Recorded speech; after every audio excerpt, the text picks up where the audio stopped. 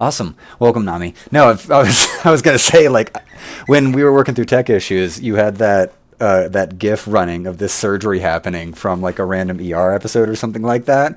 And I was Yeah. part of me because of your tech issues with your webcam was like, we could just leave that there and it'll just repeat endlessly for the whole call. It would be really funny. It'd be Hearing so like someone. esoteric or some word like that. Like, Yeah. yes. It's just so random. It's just so perfectly random. Like, why is like this guy is interesting, but why the fuck am I watching like this repeated surgery scene over and over? Do you even know what that's from at all? Oh, I don't. I'm trying to remember why this was the default. I'm like desperate. I don't know. It I feels think like I it's an was inside joke from like months ago or something like that. 100% Right. from like a year ago. Right. It was an inside joke. Oh, that's fantastic. Oh, how you doing, man? I'm doing swell, actually. Yeah. How are you? Ah, good. Just getting back cracks in there for a second. Uh, Brilliant. well, welcome to the pod. We can go ahead and we can. I gotta facilitate a few things. So I was thinking about this for the day. I was like, how do I intro this? Like the easiest intro is that, um, and this is where I might be putting you on the spot, and I apologize, but I'll carry us through it. Is that having seen you at some of the open mics of the Alliance Theater here in Salt Lake, um, I have such an admiration for how you are on stage, and it appears that you have an incredible amount of like performance experience, from improv to acting to stand up. And so between the what is it the insemination joke, the facility, um, I think you know what I'm talking about. The sperm The bank. sperm bank, yes. I Yeah. chose the harder word somehow. Um, between your sperm bank bit, Insemination facility. yeah, it's that sounds like it needs some Clorox wipes afterwards for some reason. But between that and then seeing you the night that Chuck hosted and how you are with crowds, um, I would say outright like I am a fan of like your work, at least in what I've seen for your stand up, because how you are with crowds informs me of like what I picture myself when I'm in my car of being bold with a crowd, and you've clearly done like the work where going up in front of a crowd and bombing can occur with a joke, but if you're challenging the crowd, you don't give a flying fuck is at least the energy you put out. And Hey, it's that's great. oh, it's fucking great because now the awkward is like kind of more put onto the crowd member that's not playing well as a Confederate, to your bit, and you just get to play with that silence and awkward so well that it's just so much fun. And so like you were just one of like my top two people here in Salt Lake to like get on this pod as I'm reviving it. Uh, Wow. Thank you. yeah, no. Um, and you're top two just because like you and the other person who is hilariously also Spencer. I talked to Chuck about this the other day when he was on for the first recording that I did here in Salt Lake. Is that you both are actually like the scariest people for me to pitch for this interview, not because of like anything you do, but because like the people that I've created in my head. So I was like, you know what? I enjoy this line of you. It's like a King Arthur thing or something like that to his knights that you go to the forest where it looks the darkest and scariest. So I was like, okay, Nami intimidates the shit out of me as this charming, like, fantastic performer, and Spencer does for like other reasons we could get into. Um, and I was like, alrighty, well then I guess I have my short list of people to interview because Chuck and I have gotten to know each other a little bit, so he was a comfy invite. But you, it's just like, alrighty, let's get this. Let's get this. Can you explain like your look actually? Because someone described it the other day, the other like weeks ago, that you have this porno stash, this aesthetic that you're presently going on. Can you jump into that from the amusement of the crowd and me? Yeah, of course. It came from just a fascination of just the 70s and 80s. I've always had a fascination for it, where it's like my favorite type of music comes from that era, my favorite type of movies Mm-hmm. come from that era, and it just so happened that my favorite type of fashion also came from that era. I don't know. I used to hate mustaches. I used to hate my own mustache. I Mm-hmm. remember when I was in like seventh grade, I was growing out this like stash and it was like barely anything. And I was Mm-hmm. so insecure about it and I hated it. And so it turned me off from it for the longest time until, just one of these days I like grew my facial hair out a ton because It does that. Oh It yeah. has a mind of its own. Oh yeah. And No. Oh yeah. yeah, You, you would not relate. You I, would not relate. I, I. If I show you my wedding photos, you'd be like, "Why don't you look like this?" Like, it's because it's a look I know I can nail. This look, I need to like go back to my barber that I know in Florida and be like, okay, we need to turn all of this into like something presentable. But for the past 2 3 years, I'm just like, what's the It, max out of this bitch? there's something wizard-like about it that I greatly enjoy. Your look. No one's given me that yet, but I also have a bunch of friends that just fuck with me like endlessly. So like, my wife's a part of that group of people, and so like to help frame it, like when I sneeze, one, it's loud as fuck, Hell um, yeah. and they always come in two, so it's like a double barrel shotgun. But without fail, my friends will basically just like look at me and just like gaslighter. So What? What? So, Okay. so my wife, if it's just her and me at the house, we're not even online with friends or anything like that, and I'm just sneezing in the corner, like, and she's in another room, I'll just hear gaslighter. So I don't get bless yous, I don't get gesundheit. I just get called a gaslighter like at least once a week. Wow. What So is the origin of? Why do they call you a gaslighter for sneezing? I feel like it's between one of them spontaneous things that people do when they're like pitching for jokes or anything like that. Just in Uh-huh. social settings, it's much more of a social bit that's just more spontaneous than developed out of a story. Like my sneezes are always so fucking loud, and a lot of our two people that we hang out with very consistently online, like just one day, like they just said just gaslighter. They just accused me of gaslighting because sneezing is usually like, or like my wife is just incredibly cute, something like stupid, Yeah. cute or silly. And I love terrorizing her because if you ever meet my wife and she sneezes, the way you terrorize her is like, oh, you cute little pretty little princess thing, and she'll Oh, just start to get all grumpy face like, no, I'm a powerful witch I'm a Viking. grown woman. Yes, yes, yes. So, so either my friend Frank or my friend Frank or Tom, one of those two, just one day, just like just dry, just everyone's like bless you or whatever, and they're just like gaslighter, and then it just stuck. It just fucking stuck, and so I get terrorized as that, and it's kind of in line with what my social comedy has been for a lot of my life. Is that I've always been the person with like potentially the biggest ego in the room, but the way it sort of meets the rest of the room is that like I like how you have different groups of friends or whatnot, like Yes. your stand-ups, your improvs, or your high school friends that you've stayed in touch with, and the only way I've just facilitated by just natural chemistry is that the way I get those groups to like connect and like bond with each other at social events is that they all just, oh, you also like to shit on Aaron. Let us. So You you know what? I actually relate. I actually relate a lot with that. It's like the same exact thing for me. It's like when I bring friend groups together, they're just like, "Oh, you're also fascinated by this like guy that we just met on a whim? So, What? but when you say What's your drink?" fascinating, that sounds way more complimentary than shit on Aaron. Like, it's like Nami, he's so fascinating and interesting. Yeah, he's a marvel. Like, he's great. Like, that's I mean, I do get shit on. I do you get got shit on quite a bit. Okay, I guess I'm a strange guy. I don't like normal things, you know? And checks it's out. like, yeah, and so people are like, "Why the fuck are you like this?" And I'm like, "Listen, man, I have nothing to Just say." start. You want the list? Like, just start pulling out props. I start listing off obscure things that I like, random PlayStation 2 games that nobody's ever heard of, and I'm like, "Dude, have you heard of fucking what's a good one?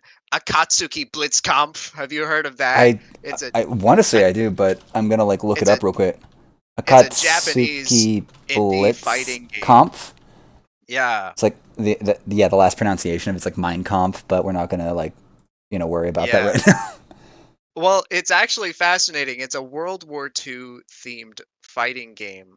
So it is literally exactly what you think. It's pretty fucking, How well built yeah, is it, like in terms of mechanics as a fighting game? amazing. It's actually it's like very beginner friendly, which is Okay, like great for like bringing friends over, having them play it. And right. it's like the controls, I I can't believe how solid they are. They are so tight and they just like work.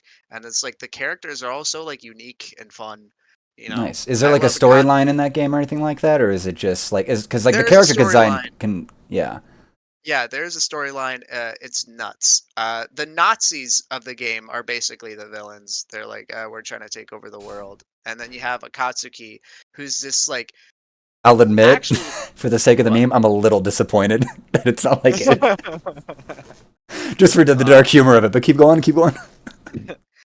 uh, Akatsuki is basically Captain America, but Japanese. So he Yeah. was a Japanese like soldier that was like frozen, and then he woke up one day and he's like, "My one mission is to just completely destroy like the power source of like what runs this like tyrannical like empire, right?" And And so so like are they? So have they maintained like historically, like even though it was very weird or loose, but like the Axis allies, that was Japan and Germany.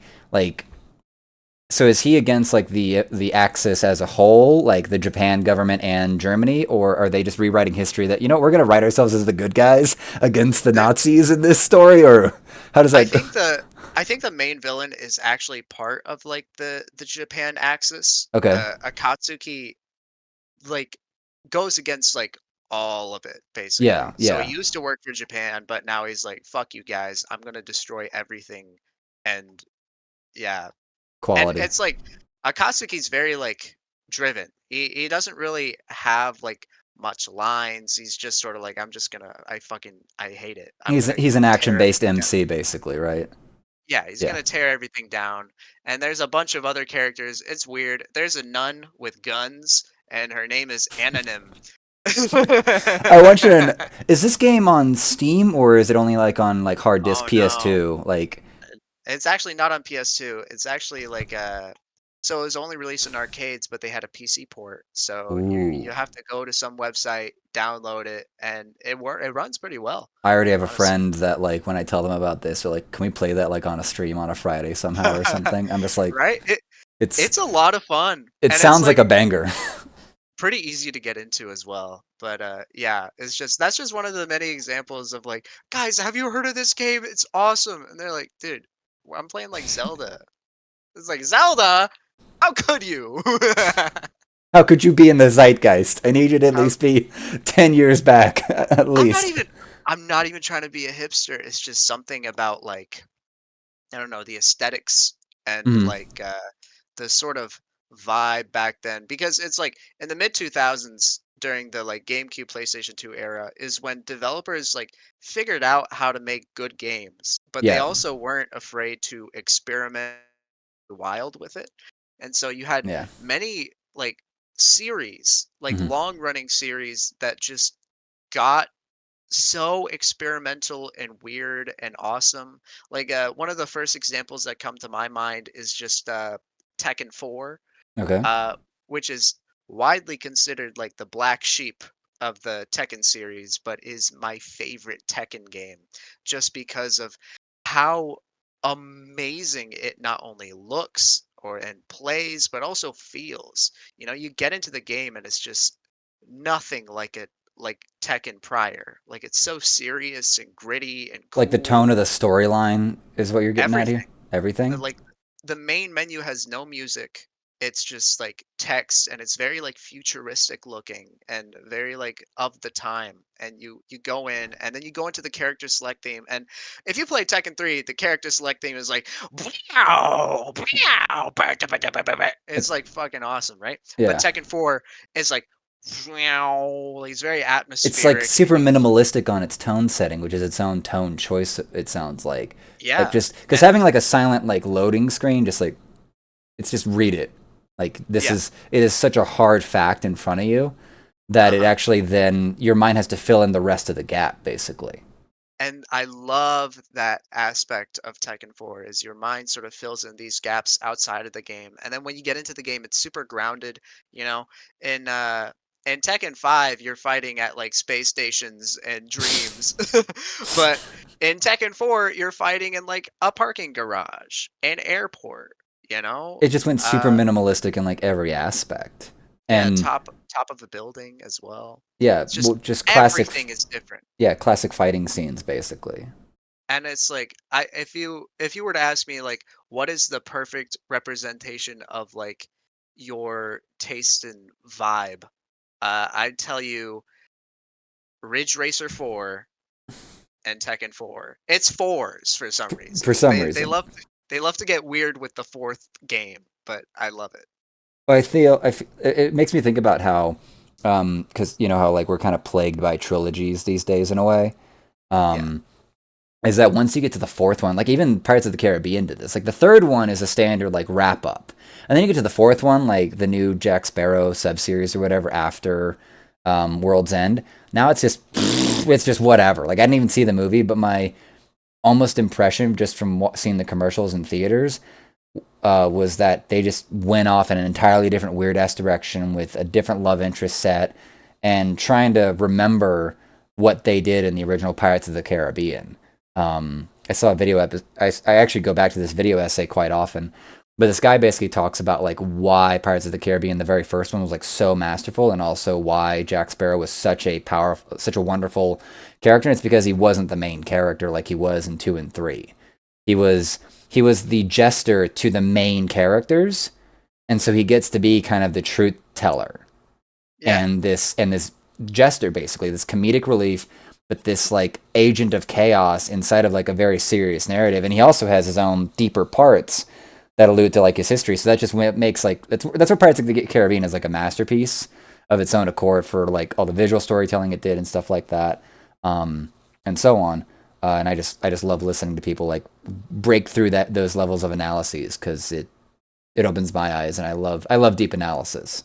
It's just That sounds so fascinating. And like when you said prior is like that new direction, you know, they mhm. make a trilogy and it's like tied up in a neat little bow, and then it's like, well, what next? Yeah, we want to make Right? more money off this franchise. How do we do it? Yeah. Two random B tier actors no one's ever heard of. Let's see if it takes off again. Like, Yeah. And then when they take a new direction, it can either be like super uninspired and it's like, yeah, this sucks. Because corporate. a new direction is really just the same direction but with a new coat of paint, right? Yeah, But then yeah, you get like a fucking weirdo like on the helm who's up to direct this, and he's like, you know what? We're gonna deconstruct like everything you knew about this franchise, and they just go in such a cool direction with it, and such a cool like new energy, and then the fans hate it, and then they bring it back. But that one entry that was new, that was exciting, that did yeah. something different, is usually my favorite out of So I've everything. while I was waiting for you to get here, because you were running late for very good reasons. I was watching this Dragon Ball Z: The Ultimate Review. This guy, totally not Mark, has been, I Yeah, guess, reviewing the series and adding in like these the Team Four Star boo bits that they've started doing. I don't know if yeah. you know Team Four Star and DBZ I've abridged. heard of them. Yeah. Yeah, So if you want to watch like writing that just progresses like to an astronomically great level, go watch like Dragon Ball Z abridged. It's like 69 videos, like 15 minutes at the max per episode, and you get to watch these guys that were from like the early 2010s at the beginning of YouTube go from like scrappy shit writing, and they've even got their commentary at it for now that they've been releasing the past few months. Like so in general, watching this review, totally not Mark, it talks about the beginning of the Buu saga in Dragon Ball Z, and it's kind of the fourth arc in a way in terms of depending on how you want to break up how Dragon Ball then Dragon Ball Z went. A lot of Western audiences started at Dragon Ball Z and not at Dragon Ball, and so Dragon Ball Z goes from like Saiyan Saga where Vegeta and Goku originally fight to the Frieza Namek Saga, and then it goes to the Cell Saga where Gohan like kind of reaches full like MC power for a moment and beats Cell, and then you go to the fourth one, which is where we get to the Buu Saga, and totally not Mark is sort of pointing out in the beginning of the manga and some of the messages that Akira Toriyama wrote is that he was even excited to try this entirely new direction. It's just that eventually he realizes that because Gohan is such a reactive character, he kind of has to end up pulling in other side characters and eventually bring Goku back. Like something else has to like Gohan has to be usurped as the main character because how he is, because I believe characters take on spirits of their own in the writing, but yeah. how Gohan is as a character, as a reactive character, makes him made him, I guess, too challenging for Akira Toriyama to like write for and turn into a main character, along with however whatever influence the audience had, because Goku was now gone and the mantle was trying to be pushed over to Gohan as the main character of the series. But that's where I think you're reminding me of just if you had any fandom for Dragon Ball or Dragon Ball Z, I imagine you and I end up thinking back to when this happened, but that first part where it's trying to do just Gohan as the new main character, it's like this is like a whole new frontier. Like, where can we go with Right. this?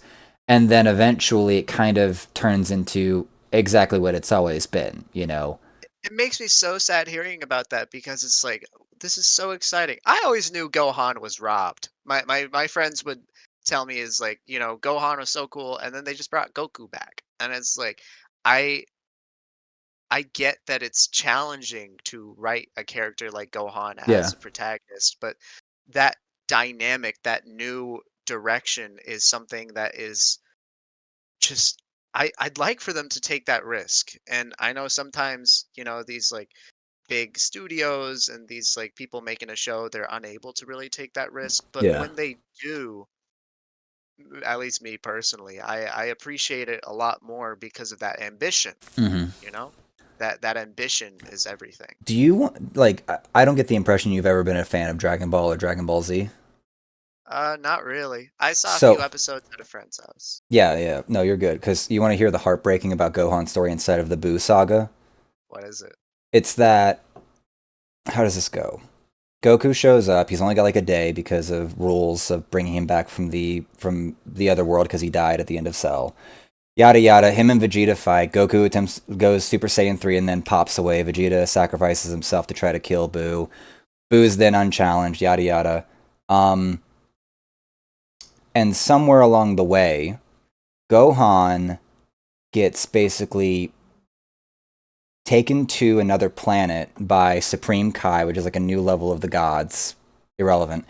And Gohan basically trains with this incredibly heavy sword and even breaks it, training with his dad or whatnot. And this even older Supreme Kai shows up and trains Gohan even further.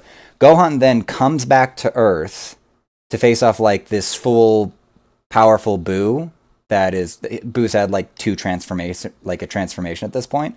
So he's Yeah. more of a character instead of this round, bubbly, blah, blah, blah. Yeah. Yeah. What is it, like Kid Buu? He goes, how does this go? There's regular Majin Buu, that's the big round one. There's Yeah. Evil Buu, which is this thinner, brownish looking one. But Uh-huh. that one beats the big one and absorbs him. And so it becomes Okay. like this super masculine looking Buu. It's like, like 10 feet tall and looks like more dude like, if that makes sense. Yeah. And then eventually there's a minor transformation that happens later on in the series, past where I'm talking about, and then he eventually reverts back to Kid Buu once like Okay. these other parts are taken out of him, and he reverts to his original form, which is Kid Buu, which is just toddler with nukes, if you will. Okay. Yeah. But what Gohan has happened to him, and which is such a tragedy, and so it pissed me off because it always pisses me off when they don't let side characters get the win over the big bad evil guy, is that Gohan comes back after that training or whatnot, and he's alive. Goku is still dead, so he's stuck in this other world where the Kais are, where the gods are. And Gohan, without going Super Saiyan, without doing any major power up or anything, is just handing Buu his ass. Yeah. And it's like, oh, he hasn't even gone Super Saiyan yet, and he can go Super Saiyan quite easy. He went Super Saiyan 2 and handled Cell before whatever plot points made that more dramatic and all that shit. But like Yeah. he's normal mode. He hasn't powered up. He hasn't even started trying, and he is handling Boo his ass. Damn. And you're just like, this is about to fucking go the fuck off. And then he just basically, how does this go? The fusion of the two younger children, Goten and Trunks, Gotenks, they get absorbed as well as Piccolo gets absorbed by Boo. Boo's now like Super Boo or whatnot, and he just beats the shit out of Gohan and then absorbs him. And then it's back to Goku and Vegeta to like beat Boo, is basically how like the rest of the story like plays out. Oh, And so okay. it's such a fucking frustration to see someone that is clearly even stronger than the villain and hasn't even gone Super Saiyan yet, even when he was getting his ass handed to him. Like, I guess he got surprised or whatever. And you're just Uh-huh. like, this could have been your new main character at several points, but you just couldn't palate the challenge of writing for a reactive character and just letting them be not Goku's kind of character, because Goku and Vegeta are very active characters. You know, they have drives that propel them forward, while Goku just like reacts out of like a solemn, demure but honor code, and he reacts to things, and that can be fine. It can provide for someone that like believes in duty more than like active goals that they're propelling themselves forward, if that makes sense. Uh-huh. And that's so sad. Yeah, It's like they had this opportunity to do something different, and yet they just went back to how it always was. yeah. I guess hearing about that just sort of reminds me of how sitcoms usually go, you know? It's like they take it in like a really cool direction one episode, but then it just, Reverts. Yeah, it just goes right back. Yeah, yeah. that's where I've had an opinion for a long time that the manga anime media, um, obviously Dragon Ball Z is not a good example, but it always just does stories better because it actually lets them end. Yeah. You know, speaking of stories that are ending, Cobra Kai season 6 is going to be the final one, and Okay, I love that show like dearly. go on, go on. Cobra Kai is legitimately like my favorite TV show of all time. I don't think any show has as much heart and has completely blindsided me than Cobra Kai, because when I first saw it, it was like YouTube Red season 1, Karate Kid continues, and I'm Yeah, like, yeah. what the fuck is this? And Like I and then thought, and then you still turned it on. You still turned it on. Like, well, I thought it was so stupid, but then I saw the first 2 episodes uh-huh. and I went, "Oh my god, this is actually kind of tight." And then I binged the whole season in one night, and then I immediately was like, "This is some of the greatest TV I've ever seen," because it mixes everything I like: people fighting and character drama. That's my favorite things. Like complex character drama, right? Yes, very complex, and I I I and I can see love why you never took to Dragon Ball Z because the fighting's there, but the character drama is very milk and toast. that's the problem. I love it when characters are gray, in something like that. You know, Mhm. that's one of the reasons why I love Tekken, because the protagonist ends up becoming the antagonist, and then ends up becoming an anti-hero, and then becomes the antagonist again. Like you have these situations where these characters are not necessarily good or bad. You know, they're just people. You know, they're characters, Well, right? that's where we go back to where like the best villains are villains that you identify with because their motivations validate the things that they do. Yeah. Like if that's where if you can understand the rationale for what a character is doing, even if they are the antagonist, it's just what makes them all the more compelling and complete as a character. Yeah, but here's the thing. I feel like even that like villains that you can like understand is sort of getting overdone. At least it is in like, I don't know, more movies nowadays, like Marvel movies, because it's like I miss just like I I'm a bastard and I want to do bastard things. I hate all of you. I'm Okay, just you know gonna what be I the most you know what I just thought of? I thought of Draken from freaking Kim Possible. Like Draken has no he Yeah. has no reason for what he's doing. He's just I'm a bad guy with a hot assistant and I want to take over the world. Like that's all there is And to you it. and you know what? That's all you need. That's all you need for some entertaining television. I love bad guys that are just fucking bad, and Right. they just love being bad. There's something so like great about that. And I love the sympathetic villain as well, but you know, you see so many sympathetic villains, I'm like, where's the fucking bad guy? I want to kick somebody's ass, you I'm know? almost I want you to so I had heard I think it's from a Nerdist little like 10-minute video essay, but they were talking about how a lot of the Bond villains in the at least the Daniel Craig movieography that's occurred in the last decade or so. The issue is that a lot of the villains are kind of forgettable. Like they are bad with like I guess motivations, but otherwise they're cardboard. Yeah. And so I'm kind of sitting here like, okay, who's a bad guy in film, movie, or otherwise that like fits this role that you're talking about. Because I think of the Joker from The Dark Knight or whatnot, Heath Ledger's Joker. Yeah. That could be what you're talking about, but that character has like very deep like philosophical reasons that he's doing what he's doing. He's not a he doesn't sound like the character that you're talking about. Like, I'm just bad for the sake of being bad. Like I'm just a bad guy doing pinky in the brain shit, but that works. Well, here's the thing with that because there's a very that's a I'm glad you brought this up because it's very important. The thing with a bad guy that loves doing bad things is that he still needs to be like a character, Yeah, right? yeah, yeah. He he still needs to, you know, have this because what I love is like a villain that's barely sympathetic. And he's like, I love being bad, but what's great about a villain, what makes a villain memorable is if they can do things that make them bastards. You Hmm. love to hate them. I just get brought back to what's a I'm trying to think of a good example in my head. Uh, I do love a character like Patrick Bateman, who's That was the Christian Bale Psycho. yeah, Christian Bale, American Psycho. Yeah. I I love him as a villain because I don't think he's sympathetic. He's an asshole. He's one of the biggest assholes like ever. I mean, he just kills people. I mean that I feel like I, killing people I'm thinking of like automatically makes Hannibal sense. Lecter from Silence of the Yeah, Lambs, Hannibal because Lecter is not sympathetic at all, but he's awesome. he's a fantastic villain. He's a fantastic villain. It's such a great psychological, and he's so intelligent, and he doesn't need that much physicality to like intimidate a character like Jodie Foster, let alone us. There's a certain play I was like, I don't care how strong you are, this guy's gonna scare the fuck out of you. Like, Some slasher movies come to mind, oh, Michael Myers, pure evil, mm-hmm, the boogeyman,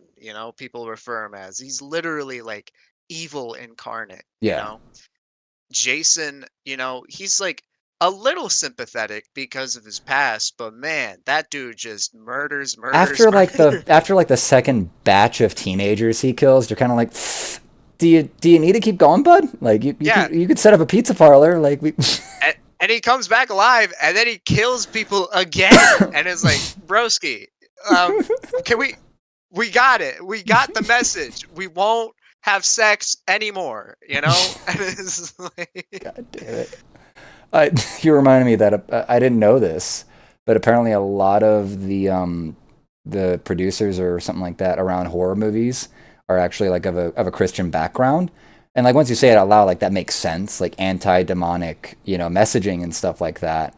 Um, but and that's just like a fun little piece for the audience, I guess. But I that's just funny.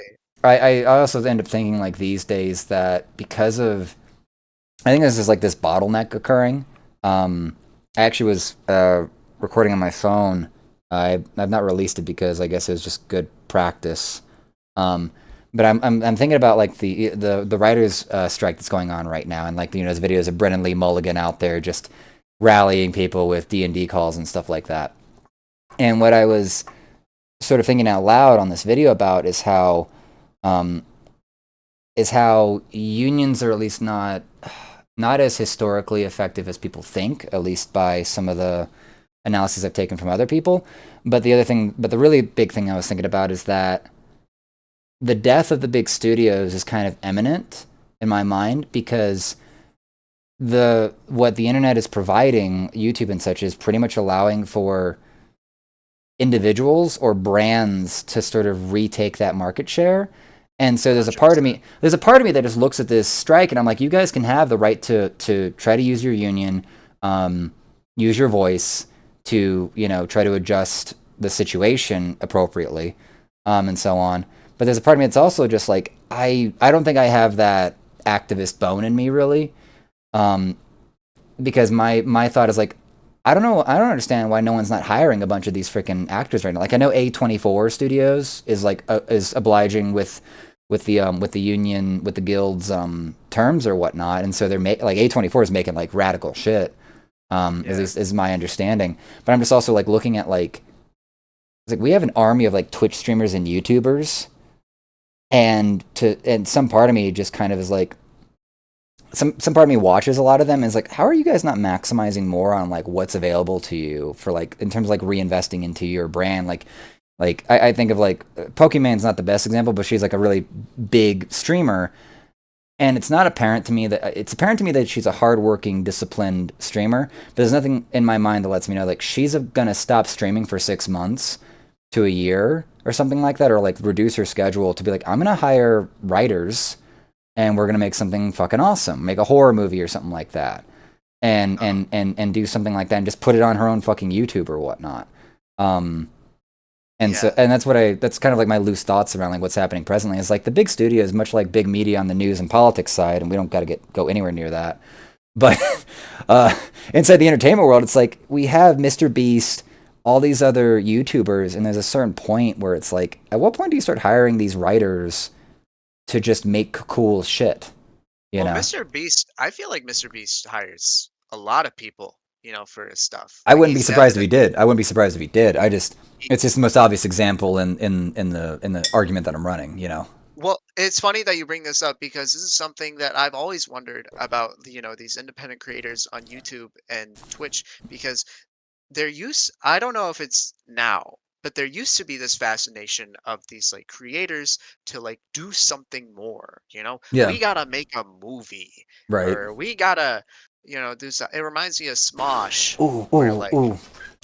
There's only what one. There's one person I just thought of who does movie-like content on YouTube as a part of their regular YouTube thing, and it's uh, Vati Vidya, oh, I who's love Ati. yeah. I've had it bookmarked for a while. His most recent one, his part of his like Prepare to Cry series or whatnot. But I'm just like, Yeah. this guy has taken Elden Ring, taken writing, taken some artistic work, and he has made like a 1 hour like masterpiece that like gives you greater weight to the story and like a quest line instead of Elden Ring that you could go experience and have like a very different, unique experience than this 1 hour video of the struggles and So trials of going beautiful. through it. But then you just go through it. And I've tried to listen to like other like Americans do their long essays or whatnot, but some of their voices are so bland compared to some of these British voices. I'm just like, I'm Well, sorry. Vati has just such a sultry, deep voice, and Oh yeah. you hear him talk, and it's like, please keep talking, Oh yeah, no, come on, daddy, like let's Yeah, go, man. He just yeah. he gives such great gravitas to it, and when he gives little comedic moments, it's like a little snicker in a library, you know. Like it's intimate. It is a full laugh, but it's in a library. You know what I'm saying? And so Yeah, it's where when he keeps talking and going, you're just like, here's the phone book. Like I saved it just for you. Like, yeah, it's an immaculate vibe, those videos. And like what I was saying before is like when Smosh tried to make a movie, hmm it's like they had like all the freedom in the world, well, actually they didn't. So let me come up with a better example. because well, yeah, Uh, but go well, Superwoman. okay. Superwoman's a good example. Like the Uh, movie or the what are you going at here? Is Superwoman a YouTuber? Superwoman, the YouTuber. Okay. Yeah, Superwoman, because she had that talk show, Late Night with Lily Singh, hmm and people didn't like it. And what happened was, Lily Singh, she hired all these writers, for this show, and then it was like, weekly, and it was like, oh, this is on TV, this is on national television. But, you know, she was completely fine on YouTube. She hmm had complete creative freedom to Yeah. do whatever she wanted. But now that she was involved with a TV network, a studio, producers, and all of that, Oh. it was like there was something lost, And she had this talk show, and people hated it, you know, and people hated it for a variety of reasons. But I was mostly just disappointed that it's like, why even, breach this territory when you had something so good with YouTube, you know? That's where the stand-up scene, which I imagine you're aware of, a lot of stand-ups are realizing that probably from a pure marketing standpoint, putting your special on YouTube does far more for viewership and getting your name out there than Netflix. Because It's and it, so weird. It's so weird when stand-up comedians are like, "I want to get famous," and then they go to these open mics. Like, dude, if you want to get famous, do fucking TikTok or go do social media. Yeah. That's where you get Well, famous. that's where Ben Brainerd and his like generation of TikTokers from the COVID area, like Dan Bam, local comic here that I've never met, but I've seen him from the Good, the Dan, the Florida Man podcast for a while. Like Uh, those three, Ryan, Brian, and Dan, or Ben Brainerd, Ryan, and Dan, like they all got big. They got their big marketing push basically from doing their TikToks of their own kind of fucking shit, yeah. and getting back on the grind for touring like when the world was open back up. But like Ben Brainerd had probably one of the biggest sort of news kind of styled skit shows with his the table, the round table that he had or whatnot. And so Uh-huh. that's where I even was telling my friend who doesn't do stand up, but he does a lot of Twitch streaming. I'm like, dude, you need to figure out how to work into your calendar time to like make clips from the highlights of your stream or something. Because like my, if I was going to recommend anyone on anything, it's that get away from Twitch. It has no good payout for you. It just has this big brand name to it. Which And is good if you're already big, I feel. yeah, you could have a Twitch stream and like get a bunch of subs or something like that. Like there's probably there's value there to be found, but you also Uh-huh. reserve the option to stream on both platforms unless you have an exclusive contract that's giving you, you know, a bag. You know what I'm saying? Yeah. But like the biggest issue I have as someone who likes to kind of save everything, like some Rooster Teeth shit, is that Uh-huh. YouTube will save your live streams forever. Twitch will only save your live stream for 60 days unless you're a partner. Oh, And you see the that's so problem annoying. there.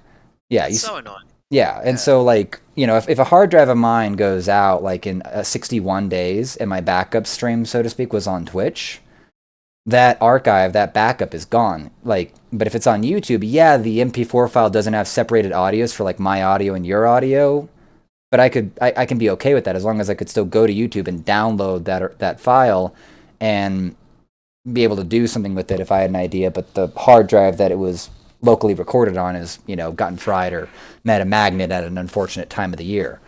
Yeah. Um, so, but with YouTube, between algorithm, learning the algorithm, thumbnail work or whatnot, and also just having something you can like use over and over, and it's there forever. Like there's, and part of my mind for all of the YouTube stuff that I do, there's some part of me it's like, eventually something's gonna like catch. You know, I'm gonna get the thumbnail right, or I'm gonna get the timing right. It's like something's gonna catch at some point, and then the entire catalog of shit that I've done for, you know, years is just kind of like available to this audience. You know, it's like the tipping point of the diffusion of innovation principle, so to Yeah, speak. right. Mhm. So You can that's start sort to of get like more yeah, videos. You can yeah. start to get like more videos watched. People check out your channel. It's like, what else has this person done? And I feel like that's nerve-wracking because if you do a video that's sort of like out of the norm, Hmm. and then people check out your channel and see videos that aren't really related, they might go like, oh, like, well, maybe that was a fluke, and then Yeah. they just sort of, Or well, it doesn't represent like you, so to speak. You know, yeah. that's where I'm in a very interesting place because I don't know what the best move is, but like I have the 3DMs in a Tail improv show, which is D&D related improv because it's done in this format, and you and I both know improv is much more on a stage. But I believe that having the D&D structure makes the improv, and we have consistent fun on that show, makes it work better on online, and when you have the D&D aspect to it. I don't know if you've really played, but It those, works. Yeah, yeah, yeah, it um, definitely works. yeah. Thank you. I forget. Have you watched any of 3DMs in a Tale? I don't know if I've told you about it before. I don't know if I have. But you've seen like D&D as a relative improv, like just work online anyway, right? I play D&D, My so man, my man. yeah, I'm pretty aware of the innings and outs of it. Yeah, Fantastic. I I love D&D for character work. Yes. I love I I sort of have to make some sacrifices because my first character I ever made was such an unbelievable asshole to everyone in the team. And I had this whole arc planned of like, the asshole with the heart of gold, and he would have won Yeah. their affection in the end anyways, but that never happened because I was such an asshole that eventually I just made my character run away. Yeah, like from the group, and then just replaced it with a new character. That's that is that is the funniest sad story to a character that I've actually heard, because usually it's like death by farming, like the player's like kind of bored with the character, so let send them off to die by becoming a farmer or something like that. And you're Oh just like, no, no. my character kind of got voted off the island They because he was they such an literally asshole. they locked him in a hotel room because they couldn't fucking stand him anymore, and they just continued on their adventures. And I was a thief, so I was able to escape the room. But I was like, "Fuck it, I'm gonna write a note that says 'fuck you all, I'm going home,'" and then that was it. I'm gonna go home and play with my toys by myself. Yeah. You know what? Perfect ending to Right? his story. But there was so much potential for more, but he was just such an asshole. So I definitely was a bit easier with my next character were, were, at were, that were the rest of the players like it sounds like you guys didn't go anywhere near metagaming. So like, did all of your did any of the players understand where you were trying to go with this character, or were they just like kind of just playing into their character? So the meta goal, so to speak, of your asshole character was just kind of like lost. So like their characters just react, don't give any good graces long enough for your character like manifest the heart of gold. Like how did that play out? Yeah, it was really that. I felt like, the other people in the group, they knew that it was a part of the character, but because of their characters, they were like, why would I give this guy any grace? He Yeah. hates literally all of us. Right. Like, Just rationalizing it. It's like, why are you even here? Like, Exactly. Nami, I know what's coming like in 3 chapters, but fuck this guy. Like, Yeah, like like, I hate him so. I remember that's literally one of them said. I hate him so much. congratulations, Nami. Your very first character you made reprehensible. there's And you only know what? there's only up I'm from here. There's only up from I'm here. proud of myself. I'm proud of myself. I am proud of myself. I did good. I made a character that people hated. I can I which came first, the stage performance work or D&D? Oh, stage performance. That's what I Yeah. thought, because I'm kind of starting both at the same time in a way. Like I did 2 levels of like SAC improv down in Orlando, so I Yeah. have that bit of at least improv training, you could say.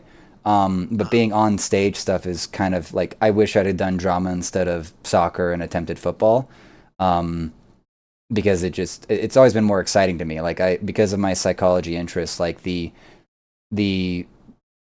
the idea of like getting inside of a character like to the depth that I hear about like on Hollywood Roundtable and stuff, um, that is so fascinating to me, to be like, how can I actually Yeah. understand this character like so thoroughly, and then how do I actually, because I have a tendency towards physicality by my Italian hands, if you can't tell, Uh-huh.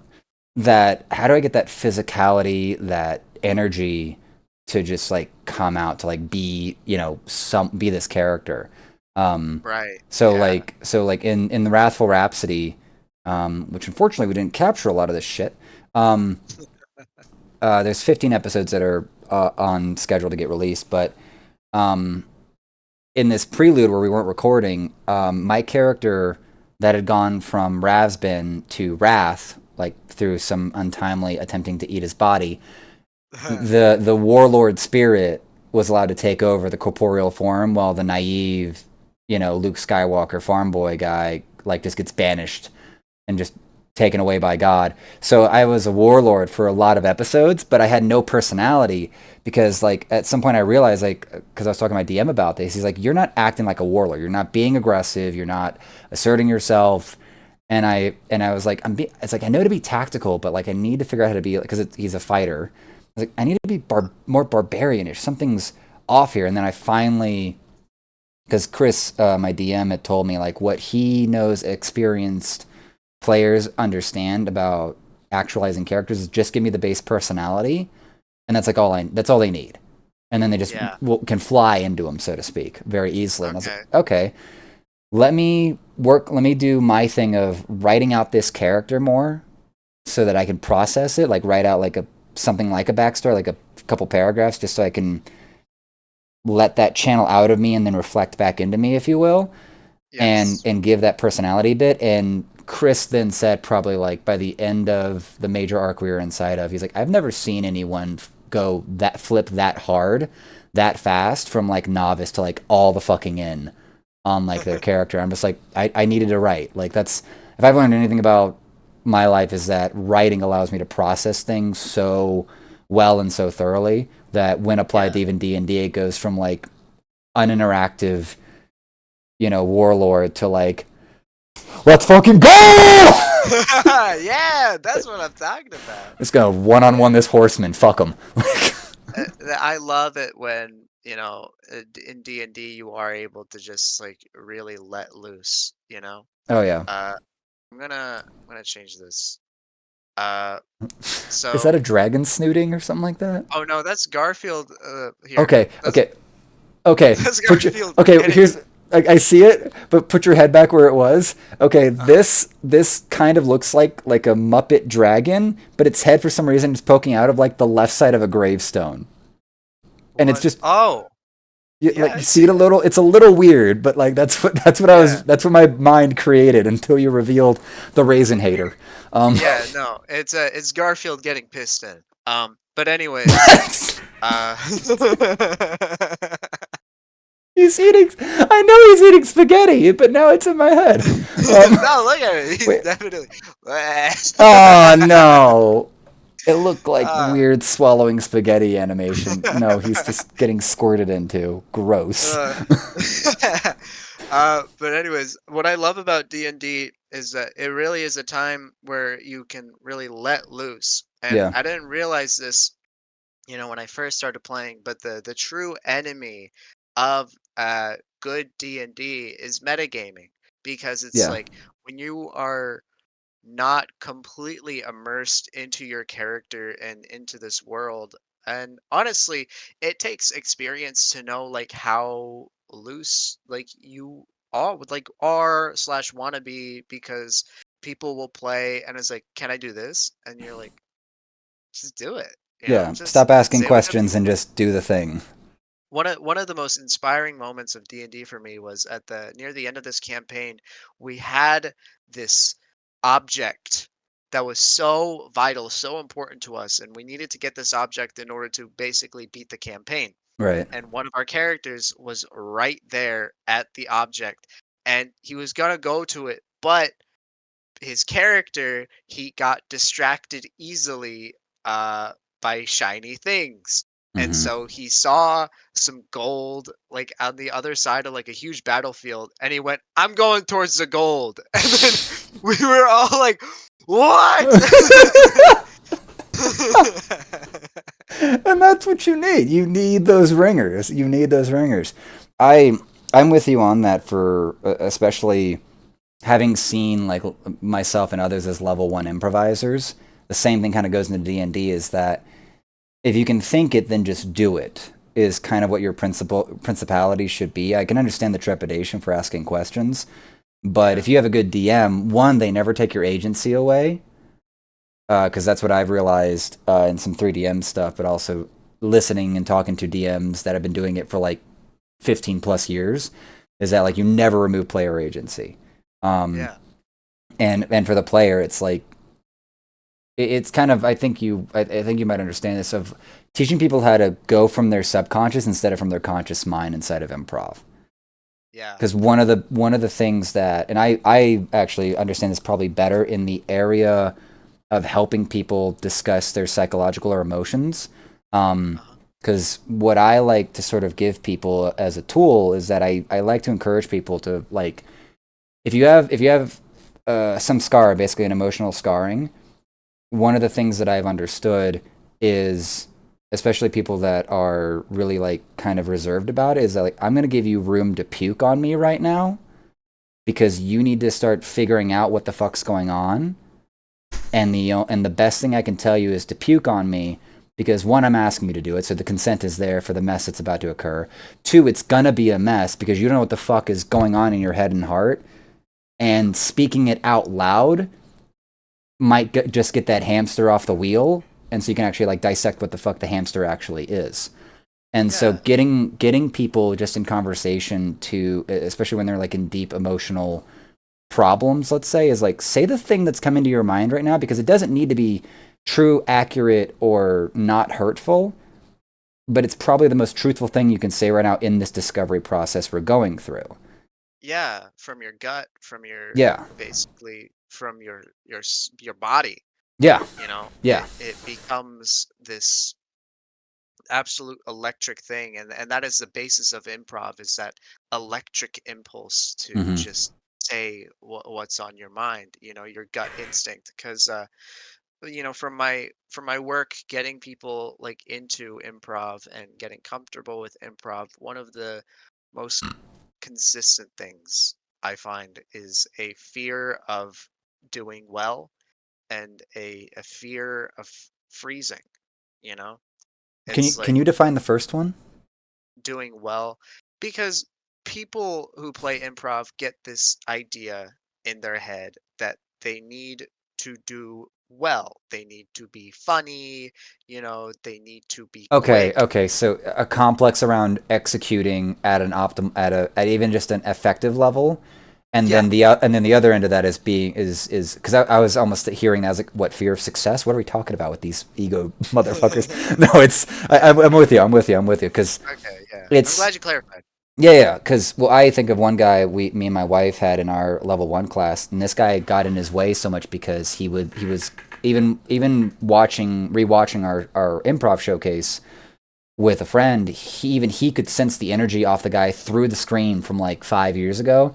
That the guy Uh-huh. is clearly conscious while attempting to do the improv. He's not just present in the scene. He's clearly in his head trying to do something else. Yeah. And it And just you know what? Oh, continue. I got nothing else. Go ahead. Well, there is room for the conscious even, in improv. That's when you can start planning things and keeping memory of things, Yeah. because one of the greatest things in improv is keeping track, you know Yeah. and when you work entirely off of your subconscious, you tend to forget everything you're saying. So Yes, true. it's like you hold on to something, and that's one of the greatest things about listening, is that when you're not saying anything, uh, you have all the time in the world to record whatever you need to record.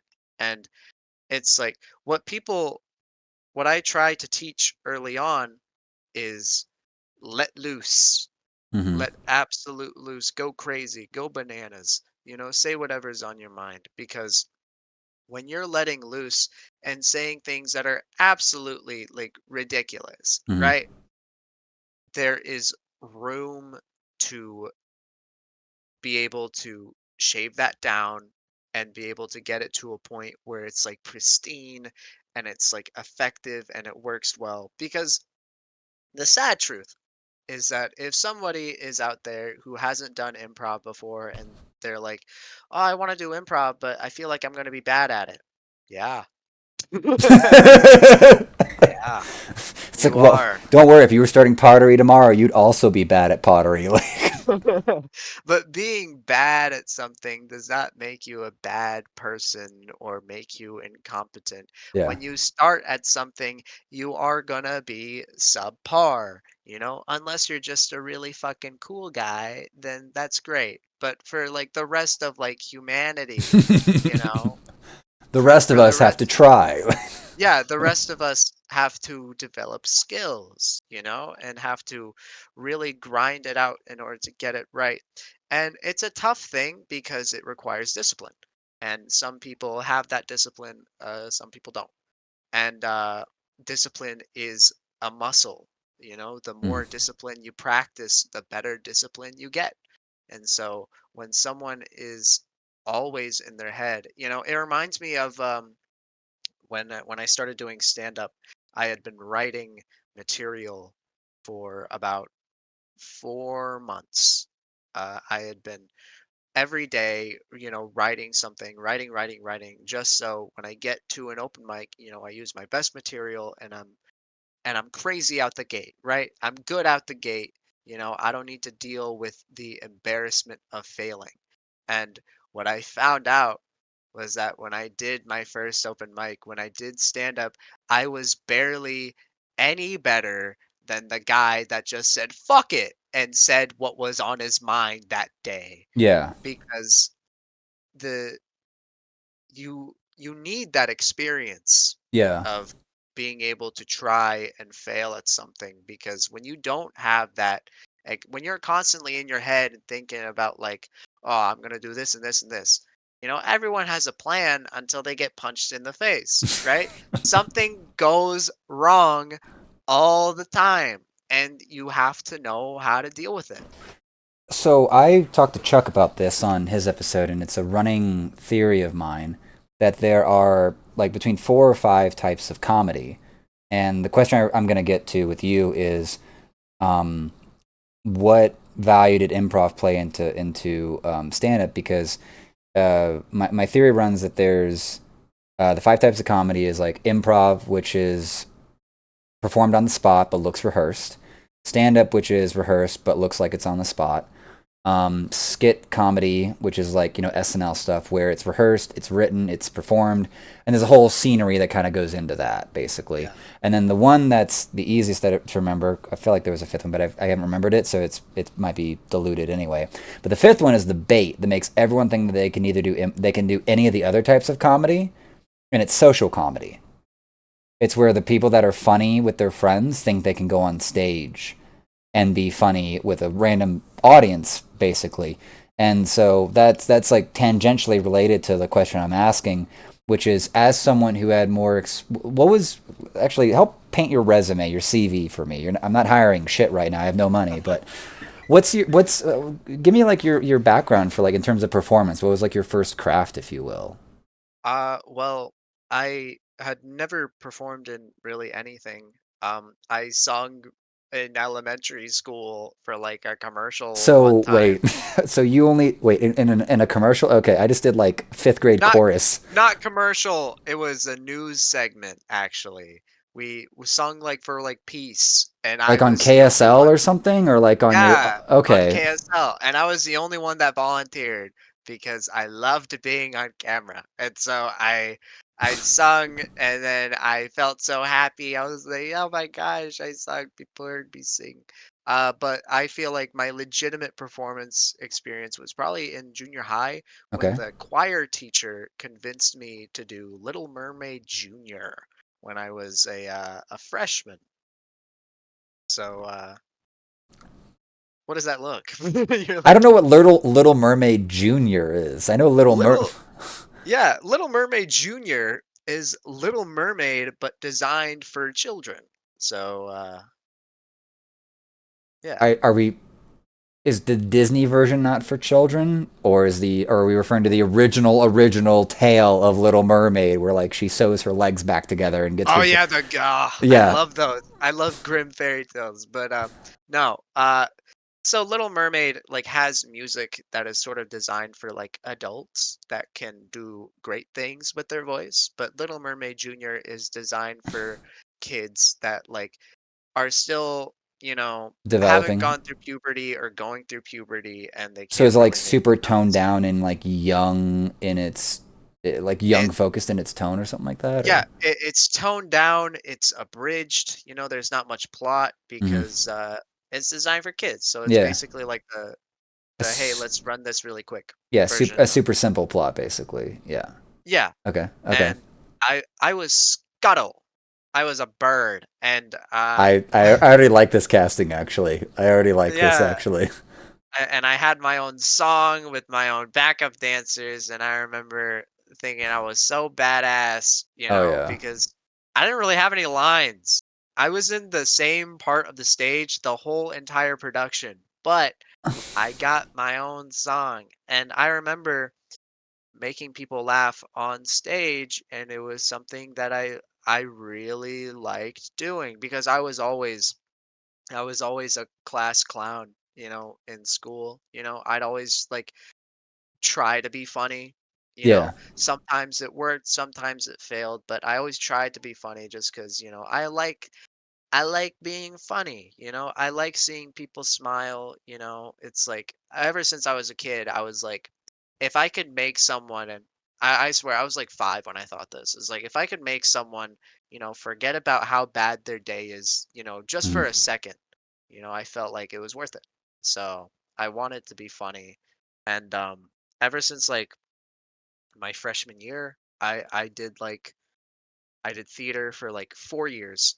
Right. Uh and improv for 3. During If high we're talking, school? During high school yeah, or during high school, nice. yeah. As of right now, I've been doing improv for 7 years. Uh, I've been on and off of acting, So what are but you, improv, 21 or something? I'm 22. 22. All right. All right. Congrats. You made it this far. Yeah, Yeah. I know. Uh, Improv has always been an interest of mine. So improv is 7 years strong. Stand up is 1 year. I started pretty fresh, just last May. I So had two logistical questions about the Little Mermaid Junior. How long did the show go for? Like in terms of the the show, length of a show, like one night or what, like 30 minutes, an hour? an hour. Yeah, yeah. How are you making people laugh as Scuttle with no lines? Like, was it just the song was funny and how and your physicality in the performance, or The song was funny, the physicality. I was pretty much the comic relief.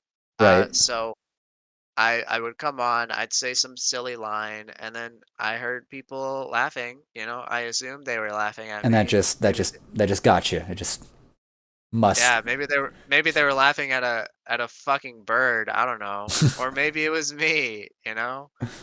The bird on Right, stage. right. Yeah. I it's not a toxic, but it's like I'm jealous of like that kind of storyline stuff or whatnot, and just because um, my wife and I have been out here in Utah for like 3 years, Uh-huh. and I came out to Wise Guy. We went out to Wise Guys at least w- definitely when we first moved here, like December 2020, I want to say 2021. Uh-huh. Um, and it took me until probably a few months ago before I like solved what was my block to go up regularly for stand up. Um, and the simple run of it is that whatever I was doing beforehand, my mindset was having me pit myself against both the comics and the audience. But once I accepted or understood that like I need to socialize like at least before or at least after with the comics to kind of remove that weird idea, Could you then elaborate on that like idea? I want to like know yeah. more about it. So so the idea comes from a few paranoia pieces, um, both from how do I put this? We could probably source some paranoia from the Christian background, and like small hair pieces or whatnot. Mom had a Christian background to her, and the Bible was always like at the end of the toilet, basically. Um, Yeah. and and also because of some of my raw takes on like politics, culture, or such like that. Because even at the time, I was watching a lot of Louder with Crowder, which was not good for my mental health. Because Oh yeah.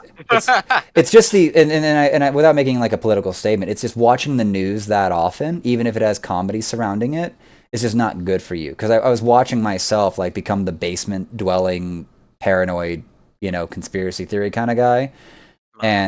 and so like one of my issues was that I had these counterculture takes to like at least the presumed liberal culture that would be at a Yeah. comedy scene that at least I framed. Yeah.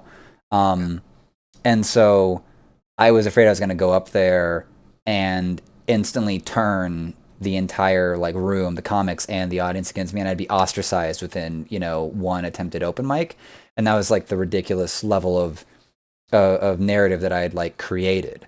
When in reality, one, most people aren't watching the news every day. Two, most people are actually not nearly as divisive as anyone on the left or right would make you think, Yeah. even if most of us would have disagreements about, pick a culture or political topic. Uh-huh. And I'd like to, in the best version of me, I'd like to think that we all could disagree on a bunch of things, but if we can maintain like our like core values, American or whatnot, then like we can progress forward and figure out the rest together. You know what I'm saying? Yeah, at the end of the day, as long as we don't hurt people, I think everyone deserves some respect, Yeah, just for living as a yeah, person. It's yeah, fucking yeah. hard. That's where that can go into another thing. Um, but yeah, just to keep going with the with that. So how do I put this? So one example I could put to how my brain has this weird anxiety, you know, speed up that could just spin it out of control is that Uh, let's say, I'm back in high school or single again or whatever like that. Wife dies, I get the life insurance money and woo, cry in my that wah, wah, my love of my life died. but I think it even occurs with anyone that I find uh, interesting. And so I'll use attractive and interesting in the same interchange here, basically, Okay. because anyone that is interesting to you is by a similar default attractive. It's just that right now I'm going to remove any of the physical attractive elements that we'd throw in for in the sexual department. So Yes. so what my mind would do, and this is why I contacted you and Spencer Riley once I got done with Chuck, was like, okay, these people are interesting and attractive in the same right for different reasons and also intimidating. And it's better for me to, in like a bar sense, walk up to the girl and start talking to her and get to her as a person before I deify them as this impossible thing. Yes. Oof. You Yes. know what I'm saying? Like that's and I could make a guess at like what your interest in people is, but like I think What's your guess? my guess is you're gay. Like that's about this. Oh, You're not. I love women. I feel like you even said that on stage, but it just doesn't take because you're of just your softness as a person, if that makes sense. Like you know how to have soft hands with people. Yeah. I Yeah, mean, I was raised a mama's boy. What can I say? I would say the same thing. It's just that my mom my mom had me on horseback 2 weeks before I was born. My Oh, mom was a tough bitch. Like yeah. she knew hard work of a different type than other people. You know what I'm saying? Okay. She knew blue collar hard work. She eventually got to white collar hard work, and that's just and that builds different people. Yeah. You know what I'm saying? But Yeah. but yeah. So what was happening inside the comedy scene is that I'm creating this paranoia from political bullshit or whatnot and having too much of that inflow to where I was even thinking that close friends of mine that I hadn't talked to in like 4 years were gonna like ostracize me along political lines when that's just they're not that radical. I'm just that scared.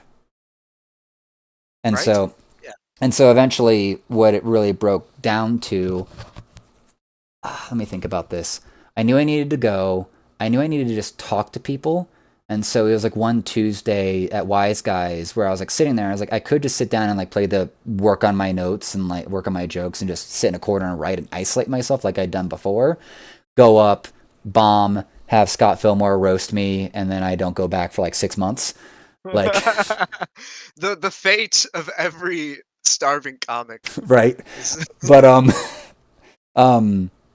but I was like, no, I know what I need to like kind of do here. So I like got up and went and chatted and met Josh. I forget this other guy, the guy that always has the blonde hair and the mohawk. Oh, Mitch. Mitch, yeah, and I'd met him at the Tabernacle um, years ago, and I'd also met Nico, who I haven't seen around the comedy scene much. But in any case, I met them, had a dramatic experience, at least in my perspective, and Mitch is just like, I don't give a fuck about like your political fufa that you're in right now, dude. Like, just do the fucking art. Like, no one cares. And so 2 years later, I finally go out. I go and meet Josh, kind of meet Mitch, talk to Corey Bay, and just kind of immediately get into what my normal cadence and my normal thing as an extrovert is. I am the guy that just is gonna get to know like everyone in the, and I did this in high school. I couldn't sit at one table. I just go between like 10 different groups of people. And so once I activated that, that was the first night that I was on a Tuesday where, at least for me, we did the main stage at Wise Guys here in Salt Lake. And that was the first time, even though it was 10:30 at night, there's no one in the crowd. I was actually excited to get up on stage. Like I didn't give a fuck if I was gonna do good or bad. I was Yeah. just like sitting at the end of like the handicap railway, like I'm ready to do this, you know. Yeah. And That's great. that means that when I've gone to all the other open mics, I'm kind of either in the back or whatnot, just kind of enjoying the art of watching people suck or nail it. You know what I'm saying? Um, Uh, and and so yeah, the only, and I've even actually, I have a notebook here to help me sort of journal it. I might publish it one day, but I basically been lessons in comedy. I've been doing like date and then just yeah. what the journal entry is, because I was telling you about how I need to write to like process things more thoroughly, like get the hamster off the wheel and onto the page. So Same I can, here. yeah. Same So here. that's where, you know, the last big thing I learned was that if I'm at the Alliance Theater and the lighting is very dark and you can't even see the first row, and I also had like a bunch of little notes in my hand, like I that was, and this is like 2 3 weeks ago, but like it put me like in a soft panic, and I couldn't organize myself because and this is kind of off the back of that the day before at the Midway open mic, I'd kind of had like my best set to date with like this human Okay. trafficking joke or whatnot. But I'd also had like, Okay. yeah, but I'd had like a drunk woman that was just sober enough to like engage directly with. So the joke was given more life than what was even Yeah. conceived. And so when I take it to Alliance and I don't have a crowd to directly interact with the joke, it's going to fall flat. You know, the classic, like if you're going to have your peak, you're going to have your drop. And Yeah. so that's where I had to learn, like, you need to, this is where, welcome back to the lesson of learning how to interact with a crowd that you can only like sense or hear and that isn't going to engage with you. Like that human trafficking joke, I think has legs to it, but I have to basically write out more potential for it and then perform and identify what's active about it, if that makes sense. Yeah, that's one of the trickiest parts of comedy. It's like you go to an open mic and you have all this stuff planned, you've rehearsed it, and then you go up and then I always say this, if a crowd is a certain way, drop it. You can't do what you got scripted. You Yeah. gotta just wing it. Yeah. And it's like I I have seen comics just completely turn a room on its head, you know? An audience will just like, barely laugh at anything, and all the comics that go up on stage is like, "Fuck you guys," Yeah. whatever. Yeah. Yeah. They go off, and then it's like you have one comic that goes up there and fucking murders, and he gets everyone to laugh, and it's like a completely different audience.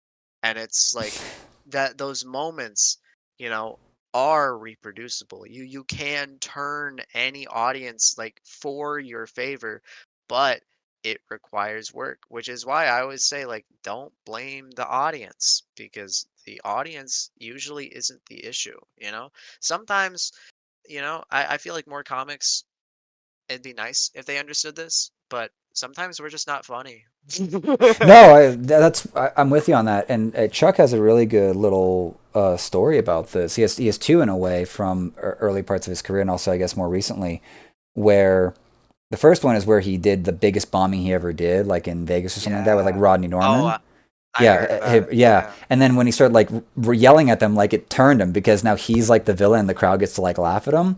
But I think the most clever one that he did was that he is that it was like at a Wise Guys like a Wednesday or something like that. And he's like, "Hey, can you bump me up? I need to go to work or something like that." And the guy's like, "Yeah." And the crowd was just not taking anyone. Just they were just tense or whatever.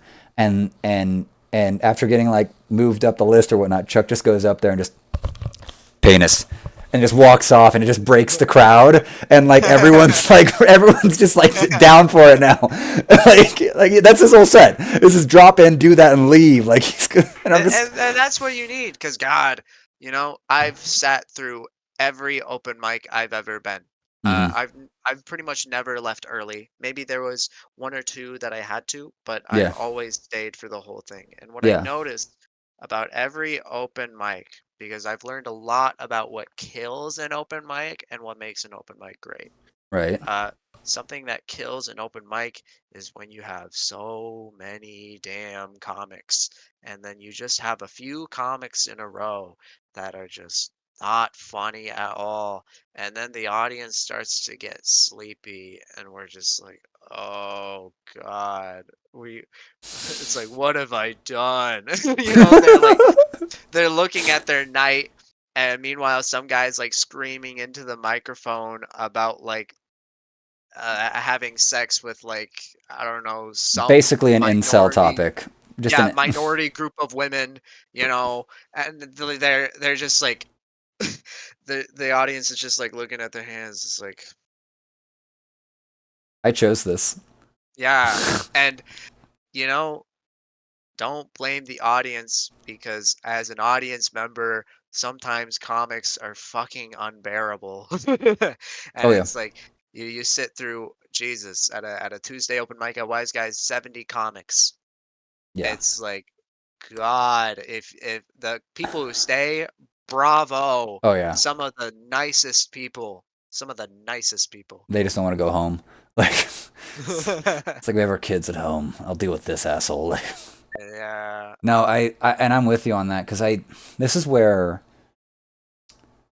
I'm gonna miss it, and I hopefully will find a way to rediscover it. But this is where right now for what I can do for like just going to two open mics or two open mic nights twice a week right now is that I love the Sunday night Midway bar here in Midvale open mic because it is mostly comics usually. Like there might be like a few, like one table or two that might give their attention to the stage. But what I love about it is that if the rule is true that if you can get the comics to laugh a little, then the joke might has good potential to it, you know? Um, and if you get the crowd to laugh, that's great. But what I love about that one for how I'm kind of putting my influence on, even though it's Amanda Panda's mic that she orchestrates, is that for the comics that I know and that are okay with me, like I have my stack of like purple sticky notes that I like kind of write my bits on, just the bullet point one liner, and then I try to materialize that.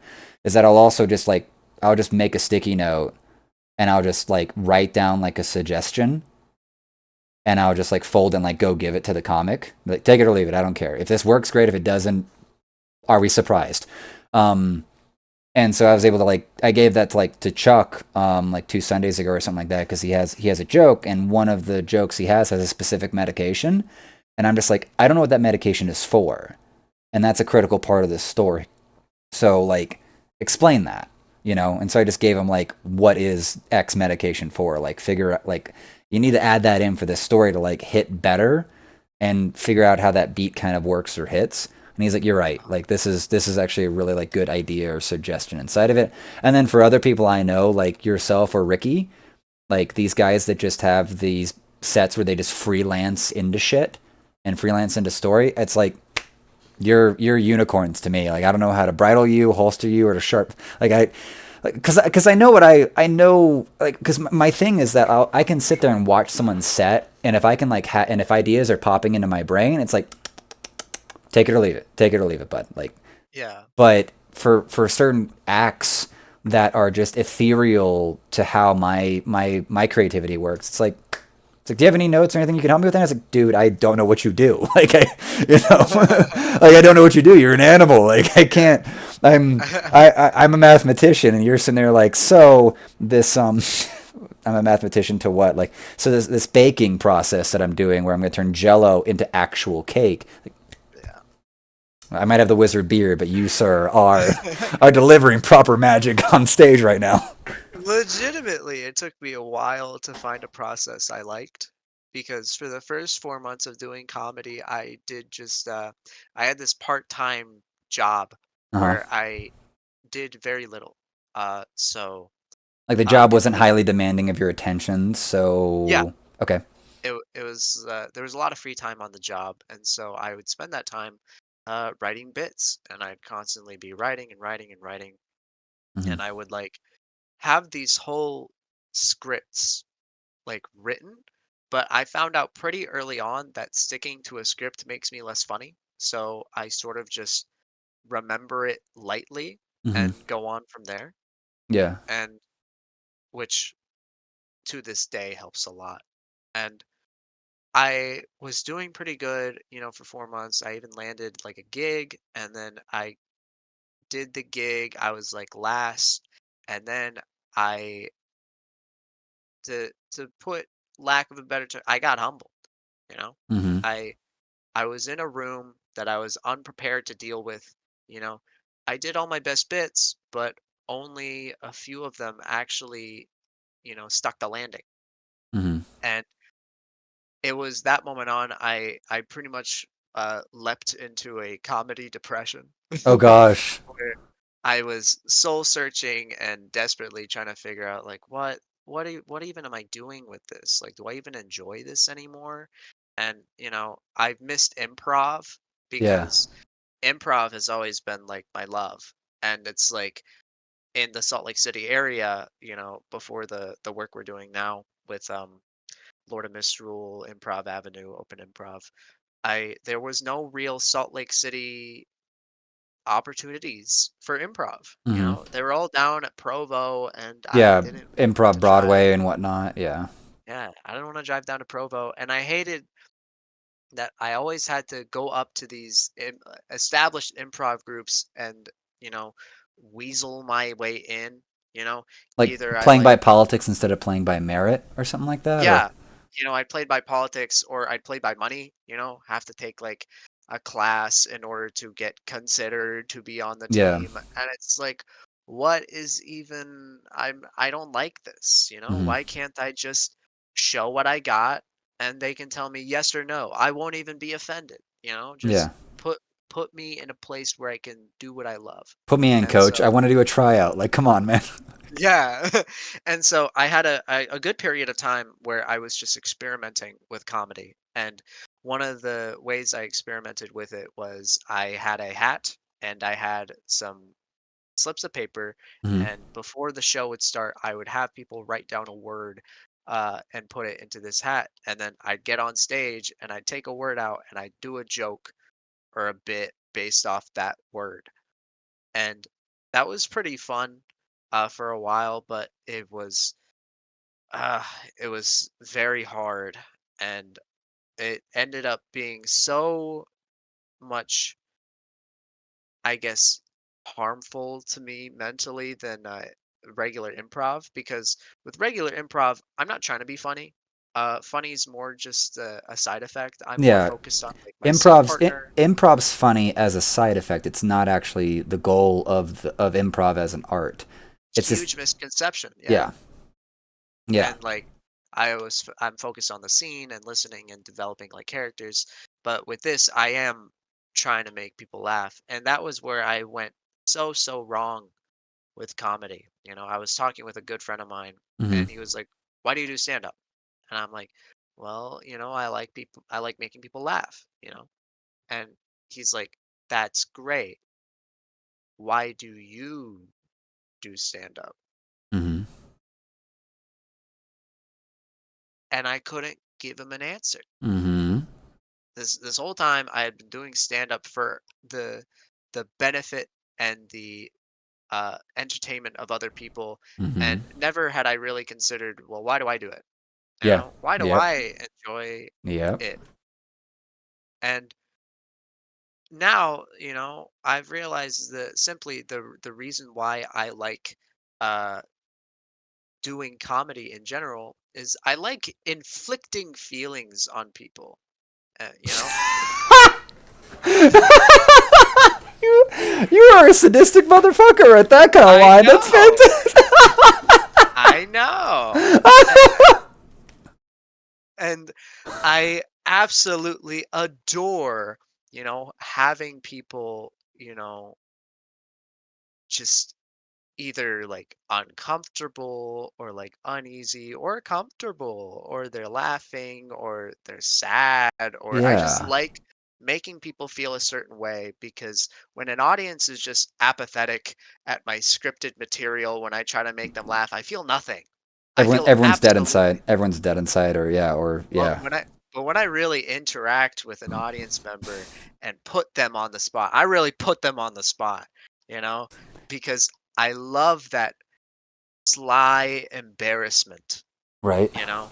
I Um, love them looking around at their friends being like, dude, what the fuck do I say? And then, they say something, some of them try to be funny and then they're not. And then I just have to like play it off. are And you? like, I'm trying to get better at Yeah. playing it off, that's a skill I can develop, and that's something exciting for me, is that I am able to work towards something again. Yeah, because now you actually have like a full on goal. Sorry for that. So there's this Irish comic. He's got two Uh, specials you can watch for free on YouTube or whatnot, and he's one of my favorite comics that no one knows about. Because one, he's Irish. But I love Dara O'Brien because both of those specials, he actually has it part of his act where the first row and people in the crowd, it is an expectation that they will be a part of the show. They will be recurring characters, a part of the show.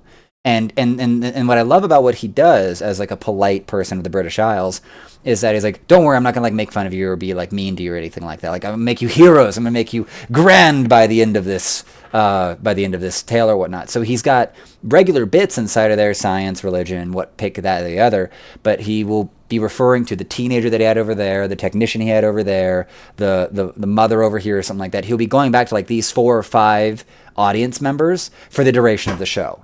And that's like a built-in factor to his show. And it means that it's also almost improvisational conversation. It's kind of bringing that social comedy in with a crowd for like an hour. I love And that. I love that too because I I have a lot of things around stand up as someone that's been listening for a long time, and I just need practice. But the Canadian Indian comic Russell Simmons, what the fuck is his name? Um, Russell, not Wilson. In Canadian comic, the fuck is that guy? Russell Peters. So, oh, your camera's gone. Yeah, my bad. Okay. I'm back. Okay. What happened? Oh no, don't worry about it. A mystery. So when Netflix and stuff was newer, it was like a few years ago. The standard thing that Rogan and them would talk about on their pod is that it took a year to make a special, and then they would get produced and published by Netflix or whatnot. And Yeah. the trio of Tom, Joe, and Bert would be kind of like wishing they had more time. Meanwhile, an interview with Russell Peters by like Peterson or someone else, or maybe it was from the Eddie Tinty podcast. They interviewed Russell and they were like, it's kind of remarkable how much crowd work you do. And Russell's like, yeah, but that's because I take like 2 or 3 years to like really nail down my material, and then after that it's free time. Yeah. Yeah, I do have 45 to an hour of material that like I know is good and polished and I'm comfortable with, but that also means that I could take 15 minutes or even 30 minutes. It doesn't fucking matter to me. I can play with the crowd.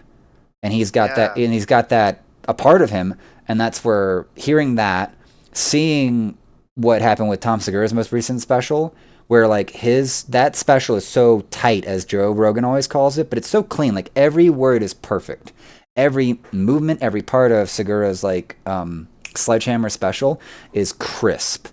And I'm just sitting there like, that's what happens when you take 2 years to like make a special. It takes a year to like make an hour as like a top tier pro, you could say, and then another Yeah. year to like really get that bitch tight and nice and clean and crisp.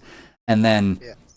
if you're like, at least how I am as a fan and how you are with like how Russell Peters and Dara Breen are, like then you can just play with the crowd. Like you can actually like have like this very unique experience like every night, not just the uniqueness of this date on this night with this comic doing his hour set of bits, whether he does them forwards or backwards can be like cute or whatever. But the fact that like you're about to be a part of the show and you're going to be sitting there watching like, you know, this person, this Karen, get positively brought into the show and turn into like an actual character, a side character of this big ass show. Like that's as unique as improv is as an art form in my mind, you know? And I love the brilliantness of that, where Dana O'Brien, Dara, whatever. Yeah, Dara. Yeah. Dara.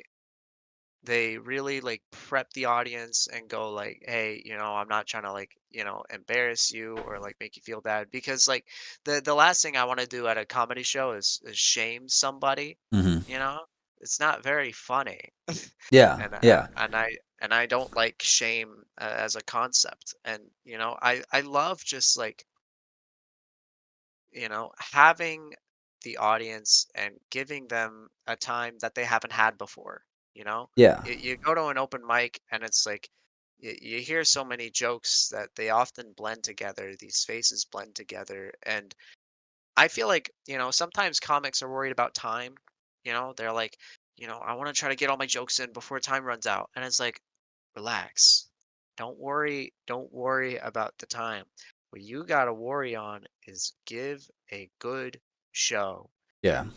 Enjoy your time on stage. And oftentimes, I'll be having so much fun with the crowd that I'll have like a minute left for my written material, and I'll be like, oh shit. And then I'll just like, I'll do what I can, and then I'll Yeah. just go. But Yeah. I had fun because, the it was the experience that was fun for me, Yeah. It was less so like getting like all my jokes in, because Yeah.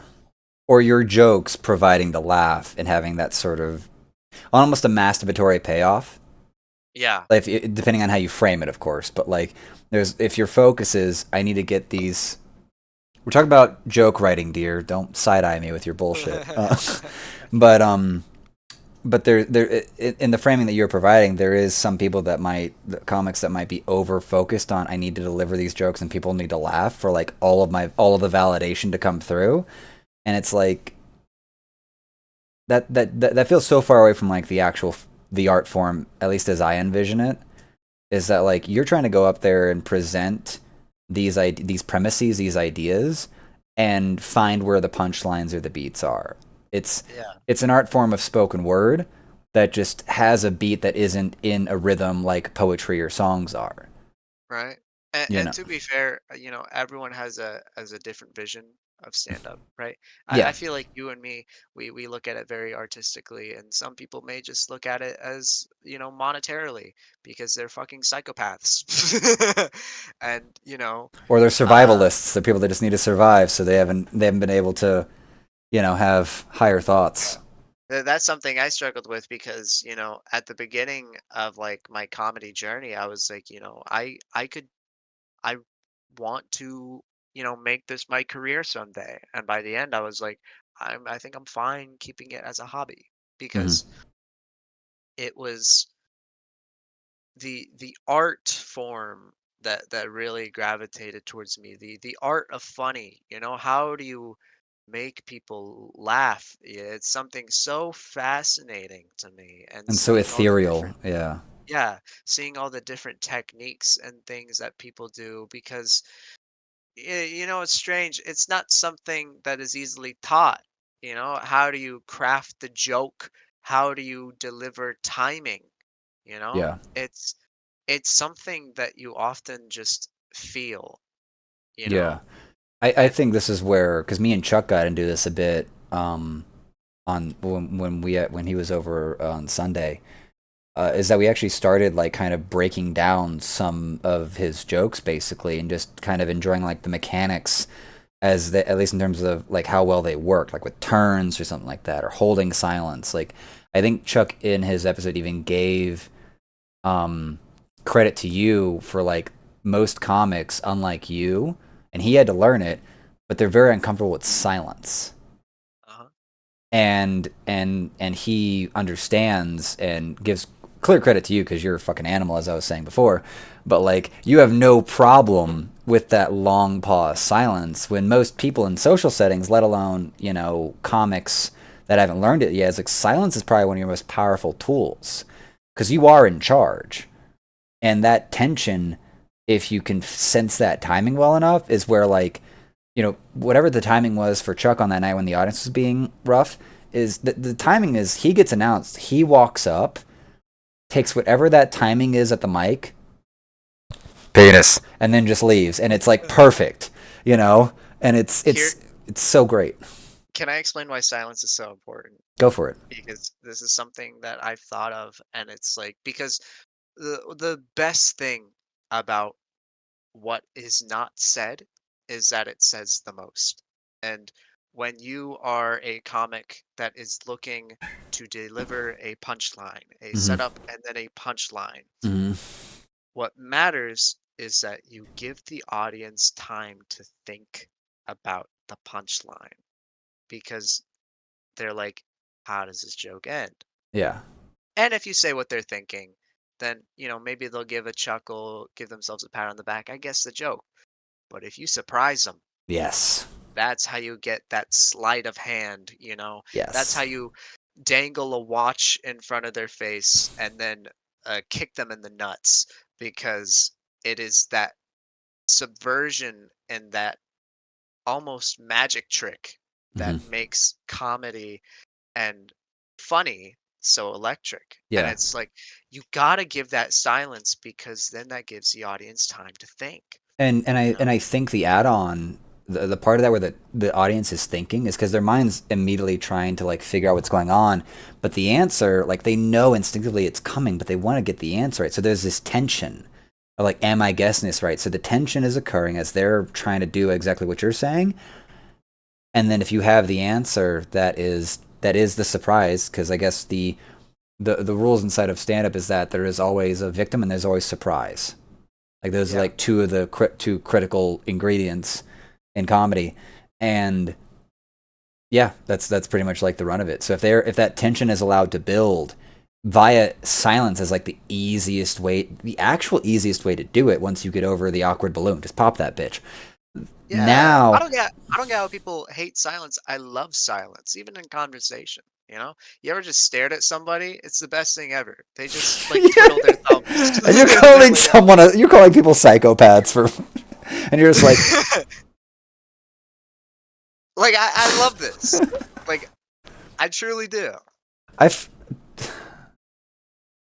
You reminded me of the so my wife and I, and then our friend Frank, we have fortunately found, and this isn't like miraculous to me, I'm aware of it in quality friendships, but being alone together, like in that relative silence, is probably some of the best shit in like the human experience.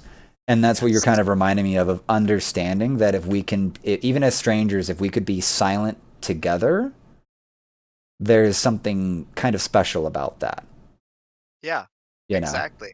And that silence it honestly develops a little bit of unexpectedness and trust, Yeah. with because trust is the most important thing with stand up, you know? You know what I just remembered? You know how What? there's the classic sort of this visual trope, where it's like a bunch of dudes just hanging out doing nothing, not even talking to each other for like hours at a time, and then like the women are like, "What the fuck are you all doing?" And they're like, "I don't know," like nothing's happening, but they're just silent, calm dudes together. And and what you're talking about right there, I feel is very true. Is that there's something about being with people that don't need that and being silent with them is kind of like, it's like permission to be intimate, but in a very Yeah. like subtle, fully clothed way or whatnot. It's like I can be in my own thoughts. I can not even pay attention to the world around me with you in the same room, and I don't have to worry about like you stealing my kill in like a hunter gatherer metaphor. Yeah. You know? And in a way, if we were to get like, I don't know, philosophical or whatnot, I think it breaks the social game. Yeah. There's often this expectation of the void needs to be filled. Things need to be filled. The Yeah. the audio needs to be filled. The air needs to be filled. And when you don't fill the air. And personally, I think going up on stage expected to say something and not saying something is the funniest fucking thing ever. And I will keep doing it because I adore how funny it is, you I know? But it also helps because it gives the audience time to breathe and they go, okay, yeah. you're not trying to bite me, you Well, know? I visualize almost like you get up there after any type of comic before you, that either one that bombed or one that like destroyed the room, you know, and then you just sit there and just stare at them in like a peaceful, but like you still have like your chest out without you fucking hold your posture. Uh-huh. And it's like inhale, exhale from the audience. It's like, okay, who's this fucker? You know, and they start like trying to they do the instinctual human thing. They start evaluating you and getting their first impressions from just how you look. It's like, 70s porn star. Like, what are we doing here, man? Like, what is this? He's kind of goofy with that mustache or whatnot. And then you go into whatever the fuck you want to do. And now their curiosity from trying to guess what's the next thing that's happening as like a standard survival mechanism. Now you've already got their attention and curiosity. Yeah, because I beckon their attention, you Yes. know? When I go up there not saying anything, I go, you all, I got something to say, you know? It's just such a goober fucking line. They're like, there was I love because I made a TikTok about this. It was months ago on like Kill Tony. You know the show, right? Yeah. Yeah. And one guy, apparently, first time in the history of Kill Tony, went up and for his whole minute said nothing. And I was like, this guy gets it. This guy, at least for this moment, is a genius. His next time he showed up, he was retarded and had nothing, no good jokes. But like, Ah. yeah. But like, Tony was like, yeah, you were funnier when you didn't say anything. Because Ah. Tony's sometimes just mean on that show, bro. Um, and I think he just has to be just to get rid of like the hacks or or the cretins or whatnot. But like that just it just full stop sent me. I was like I part of a challenge that I had for myself until I was started hearing about the not the decorum but like the respect to the mic is part of me was prepared to go up on a Tuesday or Wednesday at Wise Guys and test myself how long could I hold silence and still keep the audience kind of engaged with me, not with anything too physical, but how long could I actually hold a staring silent contest with the audience without, and I think that's the extension of the goal, without disrespecting the room, because there's that thing talking to other local comics that like if you've run out of material or whatnot, don't take up the full 3 minutes. Yeah, get Like off. get off, Um, but part of me, if I was gonna be here longer, would be I would start going to the comics that like I have respect for. I was like, but I think they need to understand that lesson of silence. Like, I need you to go up there. Like, it's like no balls or do it. Go up there and say nothing for the full 3 minutes. That is like your hard challenge.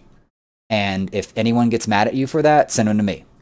Send them to me because I want you to understand the weakness that is your fear of the silence.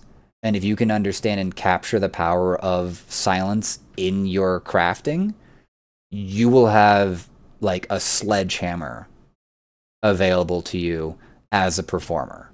100%. And I think about that silence. You make a good point. At a certain point, it does become too much for the audience, and they just sort of like, lose interest. You know, I Yeah, think and I think that they can lose interest, and that's where there's layers to this challenge because they're respecting the room and stuff and holding their attention are kind of the same thing. Because yeah, unless the host is all up his own ass and isn't present with the room himself, which can be very valid because he's like coordinating a bunch of names or whatever. I've never done the job, so I don't know how complicated it is. But there's something about if someone's on stage and they are silently holding the audience's attention, just like little shifts, little suggestions, just these little physical things, maybe eye movement, but just that alone is something that involves what is it? There's like a term that's purposeful. yes, That silence is purposeful. I feel like when it's disrespect is when somebody just goes up there and there's no purpose with what they're doing. They're not engaged with the audience, and thus the audience is Well, not engaged. you and I see that at open mics where they're just up there ranting about nonsense. They haven't even structured out their rant. Uh-huh. Or they're ranting off the top of their head, not like off the top of their head, not off the top of their heart. Something Yeah. like that. There's something where seeing someone legitimately pissed off and just saying wild shit is a way more entertaining thing than someone attempting to rant about Republicans or politics or ex-girlfriends or shit like that. It's like it's there's a local comic that you and I both are aware of that constantly goes up on these open mics and explains shit. Well, The thing that I've I tried to tell, personally would not like to talk about other and that's comics where I'm not specifically. naming anyone. That's where I'm not naming anyone. And Yeah. I want to. You don't have to give any comments here, but Uh, one of the things that I have told them is that explaining is for podcasts, not like stand up is for like jokes. You need to figure out how to trim these things down. And my favorite thing that they did at one of the open mics is that they actually had like a genuine moment with the audience. I'm like, that more of that. Like you need to figure out how to be genuine with the audience and in your performance. Yeah, we're making up bullshit, but you have to be like present enough to be like genuine in like your execution of what you're doing. And that's just maybe me being like really high-minded artistic about it. But there's something that like where everyone gets disengaged when you start trying to run this lecture and you're not succinctly delivering your premise, let alone the connecting parts and the the surprise at the end, if that makes sense. yeah, I could sort of see that. Yeah. Uh, you know, I kind of when you mentioned Chuck Fury was like breaking down his joke, I want to break down a joke. What do you It's got? What do you fun. got? What do you got? Um, We can actually I'm trying to end. think We of can. Yeah, we got like 10 minutes left, so yeah, we can end on this one. This will be fun. yeah, let's break down a joke. I think a joke that immediately comes to mind is my Moby Dick joke. Okay. Remind me of this one a Uh, little bit if you like. I can just perform it right now. Alrighty, alrighty.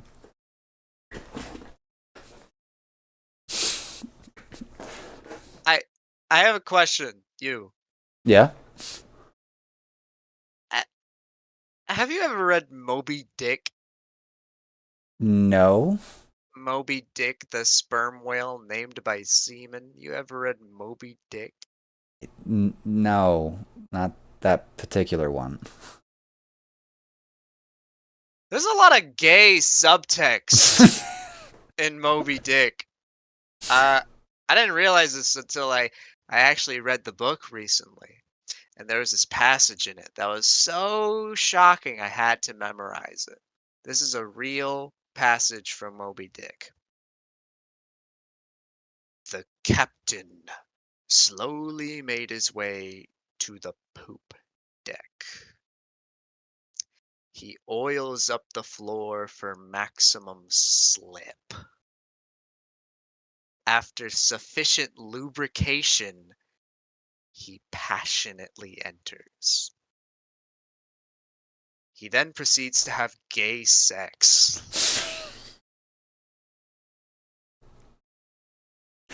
With the ship.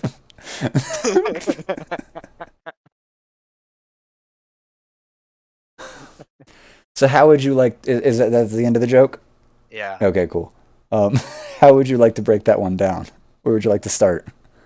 Because like Well, one, is that a legitimate like quote from the Moby Dick book? of course not. Okay, okay, okay. I've never read the book, You but bitch. I love that joke for a few reasons. One, um, Moby Dick, the sperm whale named by seamen, is just a great line.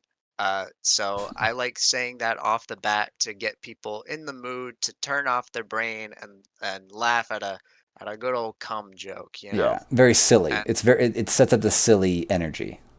yeah, how I set up the joke is that there's a lot of gay subtext in Moby Dick, you know? And you think the word gay subtext and you think of like obviously I mentioned Moby Dick, sperm whale named by seamen. People go, aha, there is a bit of gay subtext in Moby Dick. Yeah, yeah, yeah. I go on reciting a passage of things that sound pretty sexual, Yeah. you know? And It's slightly like, believable for like what they imagine the writing might have been like or something. yeah, because if you've never read Moby Dick, you're like, this guy's full of shit. But they're interested to see like, okay, what is this guy gonna make up about Moby Dick? And then people who have not read Moby Dick, they're like, yeah, I fucking believe you. And then they're like, the captain slowly made his way to the poop deck. Uh, he oils up the floor for maximum slip, and then after sufficient lubrication, he passionately enters. I give three lines of a book that you would likely find in a fan fiction, but could also be in a book, possibly. Right. And then for my final line, I say, he then proceeds to have gay sex. Yes, which is such that is a proper surprise moment because it's so it because I'm sitting there, so I've never read Moby Dick, right? Uh-huh. And so I'm actually just trusting you out the gate that you are actually quoting from the book. And maybe I'm Uh-huh. trying. Maybe there's like 5% bullshit meter, kind of looking for it, but it's not really there. Like, it's Yeah. more like 1%. And then once you finally get to he has passionate gay sex with the ship, it's just like it's such a great little surprise in like at the end of a silly train, if you will. So Yeah. it is such a fun joke. And what I love knowing is that having this with an audience and the tension of like a big room like at Alliance Theater, Uh-huh. that tension over the crowd and that sense of like murmuring that kind of occurs with the crowd, Yeah. and so everyone kind of is like getting on the same page, and just so knowing that like once it gets to the passionate gay sex, like there's just this, I can feel the release across a crowd when it like goes well. So like, yeah, no, Yeah. that's good quality, that's good shit. 'Cause I think, like, what's great about, like, a joke is that it is almost a laugh is almost a sigh of relief, Yeah, you know? yeah, It's like that moment where you're like, "Okay, yeah," you yeah. know? It's like you get Well, strung up, but then you end up becoming, like, fine. have you you did not mention you were in any sports in your history, but it may not surprise you that when like doing exercises or like lifting weights, like if you're at a bench press or something like that, Uh-huh. like laughter will remove all muscle tension. So like one way, if you were ever like hanging out with like your friends like lifting weights or whatnot and you just want to fuck with them like as like their spotter at the bench, is that you just like you just try to fuck with them and just make them laugh, and they're gonna lose all muscle tension, but then like you have to catch the bar so they don't kill themselves. Oh, And yeah. it's just so that's what I end up thinking about for in the same idea, basically, is that that sigh of relief, the tension's now gone, this like, because also how you're performing those lines is dramatic.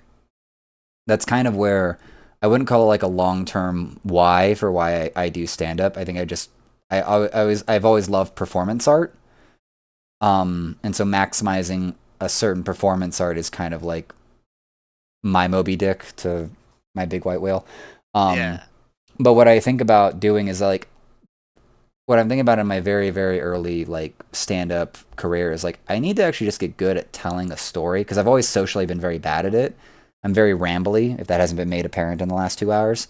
Um, but if I can learn how to just tell like just a good story, then I can figure out how to stick like the dick jokes or the weird shit or the twist and turns. And so if I Yeah. can, and so that's where like have you seen my like Hulu bit, I have. the Hulu ads bit? Like Yeah. I take that as like my first joke that I've actually gotten nailed down in just some sort of good sense because it's actually like a good succinct story that has its like two turns at the end, basically like a turn in the Yeah. tag. I think, like, I started off stand-up, like, writing whole bits and, like, stories, and Yeah. then I ended up transitioning into just doing very short jokes, Hmm. over time, because I found a great exercise is, okay, how do I tell a joke in the least amount of time?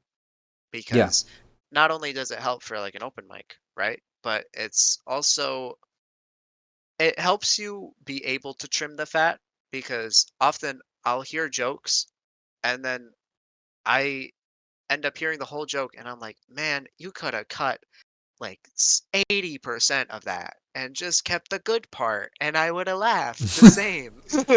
That's where I remember, and I have this now, but I remember being at so many of the open mics in prior years before I, gotten found how to be consistent with it. And I'd listen to people. I'm like, you have a great premise. Like your opening line, the premise is Oh great, my gosh, I but one of the you most frustrating things. like you have a great premise, but then you like lecture or you get really excessive with it. And so like I'm intimidated by like writing like a really short joke, at least in how I framed what you just said. But one of the things that I have been focusing on in terms of what's the most distilled, boiled down version of this? Like next time I go out with like the Hulu stories, like I might try to speed run it and just figure out like what are the actual hard beats of it, because the joke can take a lot of time and the payoff can sort of work, but there's a version of I bet there's a version of my Hulu ads joke where it could be like 4 lines instead of 10 lines or whatever it is now, because I don't exactly have it written out. And so that's usually like my big thing. I know is the challenge as a very talkative extrovert is like, how do I actually pull like this paragraph into like 2 sentences? Mhm. You Yeah, know? I mean, I've learned from experience just talking with people as well, you Hmm. know? They'll tell me this whole story, and I'll be like, you didn't need to talk about going to the grocery store that day and getting like milk. That was completely irrelevant. You Yeah, could have just shaved that off and yeah, nothing would have changed. It's yeah. hard to know what to keep and what to not, but I think I really learned from doing my first gig and watching the recording and been like, there were 3 jokes that did solid. I could have just done those 3 jokes. Hmm. And to be honest, maybe it would have been better. Yeah. It's like focus on the efficacy rather than the quality, you know? I love comics that efficacy rather than the quantity, I meant to Okay. say. Yeah, like the number of You jokes you have in a set versus Exactly. yeah, yeah. Because, that is what matters. And even if I'm up there for not a lot of time, you know, if the audience wasn't promised like an hour of me, you know, they'll they'll leave with a good time. And Right. that momentum is able to carry over and help the next guy at the mic or the next guy at the show. Yeah. And honestly, it's like I get really frustrated when people have this amazing premise and this could be such a good joke, but their premise is the the joke. Yeah. The their Yeah. premise I find that if you have an interesting premise, it is often better to make it the punchline rather Okay. than the setup, Okay. you know? At least in my experience, like when I have a thought that's just funny, Yeah. you know? It's like that's the punchline. And either it has no setup or it has a few setup. But don't make that premise the setup Hmm. because then you blew your load too early. The audience is expecting something funnier than the setup, and they never get that payoff. Okay. That's interesting. That's interesting. Is where I think I'm too young in the career and I haven't seen enough open mics or whatnot. There's some part of me where it's like I've seen premises that 'cause I think I've seen on Kill Tony where people will like open up as like I'm clearly like a straight white man or whatnot, and it's just like it doesn't go anywhere, dude. Like that's a very boring premise to set up, and you got to figure out how do you actually turn you into the victim or something like that, because that's what you're attempting to do, and you surprising everyone as you're the rightful victim would be a much better end to whatever this half-ass joke that you're attempting. You know what I'm saying? It could be a solid beginning, but Hmm. I think it needs a different approach than what I see usually With being that, done. yeah, at least with like that premise Yeah. as like as a weak example that I'm pulling out right now. But Yeah, because in most scenarios, like I find that if they just switched the setup and the punchline, it Hmm. honestly would have made the joke a bit better, you I think know? I've heard like Bo or Tom or something like that realize that while they were working on a joke, and realizing that if they actually just inverse the joke, it actually like worked way better somehow, you know. Yeah, So, because it's like again, that like that setup is like you let them breathe. Because like if you start off with something unexpected, like let that just be a punchline, right? hmm Unless you have even more unexpected things on top of it, hmm just let it be a punchline, you know?